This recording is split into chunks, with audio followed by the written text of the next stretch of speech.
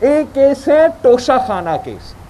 توشہ خانہ کیس کا مطلب ہے وہ کیس جس میں جو تحفے صدر زرداری صاحب کو دیے گئے تھے جب وہ اس ملک کا صدر تھا، ان کا الزام ہے کہ آپ نے اس پہ رولز کے خلاف ورزی کی ہے اور کم پیسہ ڈالا ہے. ایک تو اگر واقعی کم پیسہ ڈالا ہے تو اس کا علاج نہ نیب کا ہے نہ جو کہ نہیں ڈالا گیا، جو کہ ڈالا گیا ہے، لیکن اگر ان کا الزام یہ ہے، اس کا علاج یہ ہے کہ آپ وہ جو ریمیننگ پیسہ ہے وہ لے لیں، یا آپ وہ جو گفٹ سے، وہ جو تحفے تھے جو آپ کہتے ہو ہم نے اس تحفے کے جو پیسہ ڈالنا ہے وہ کم ہے، وہ تحفے واپس لے لیں.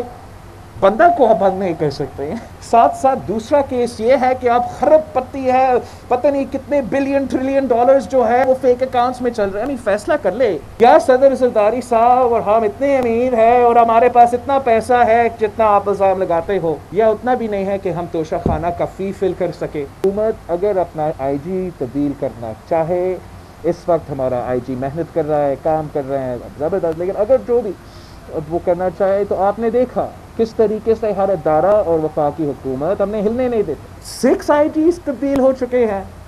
ہمارا کورٹ مینڈیٹڈ لمٹ ہے کہ 3 سال یا جو بھی ان کا ہے، وہاں وہ 2 مہینے بعد تبدیل کرتے ہیں.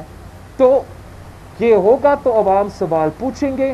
بہتر ہوتا اگر ہر پاکستانی ہر صوبہ کے ساتھ ایک ہی سلوک کیا جاتا.